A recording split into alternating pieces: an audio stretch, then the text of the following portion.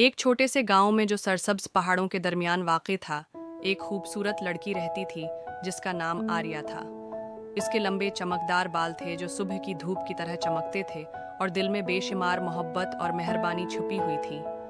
आर्या अपने गांव में एक छोटे से प्यारे से घर में रहती थी जिसके इर्द गिर्द मैदान और दरख्त थे। इसकी जिंदगी सादा मगर जादुई थी क्योंकि वो अपने पालतू जानवरों के दरमियान रहती थी जो उसके दिनों को खुशियों से भर देते थे। आर्या की सुबहें एक खूबसूरत आवाज़ के साथ शुरू होती, जहां मुर्गियां, बतखें और कीटों की आवाज़ें सुनाई देती थीं।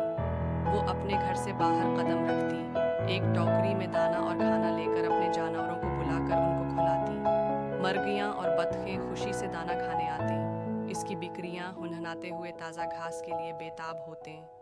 आर्या अपने हमराहों को बुलाकर उनको खिलाती, मुर्गियां और बतखें खुशी से दाना खाने आते, उसकी बिक्रियां हुनहुनाते हुए ताज़ा घास के लिए बेताब होते। आर्या अपने हमराहों को बुलाकर उनको खिलाती, मुर्गियां और बतखें खुशी से दाना खाने आते, इसकी बिक्रियां हिनहनाते हुए ताज़ा घास के लिए बेताब होते।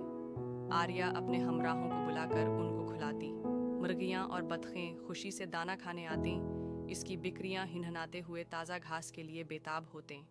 आर्या अपन बलियों को भी प्यार से गोद में उठाती और कतों के साथ खेलती जो इसके वफादार साथी थे। गांव बहुत खूबसूरत था। यहाँ एक चमकदार दरिया बहता था और खेतों में रंगीन फूलों की खुलती हुई खुशबू फैल रही थी। आर्या अपने जानवरों के साथ गांव में फिरती, कभी खेतों में और कभी दरिया के किनारे। वो अपने हमसायों की मदद करती और कुदरती जिंदगी के बारे में बहुत कुछ सीखती। शाम को आर्या अपने दरवाजे के सामने बैठकर सुनहरी सूरज गुरूब होते देखती। इसके जानवर इसके इर्द गिर्द जमा होते और वो आहिस्ता से गाती। इसकी आवाज़ हवा के साथ मिलकर एक खूबसूरत धन बन जाती। इसके दिन हंसी, मोहब्बत और अपने जानवरों की देखभाल में गुजर रहे थे और उसे हर लम्हा जिंदगी की खूबसूरती का एहसास होता। आर्या बहुत खुश थी क्योंकि उसकी जिंदगी सादगी में छिपी हुई थी। वो अपने जानवरों के साथ और कुदरत की खूबसूरती में खुश थी।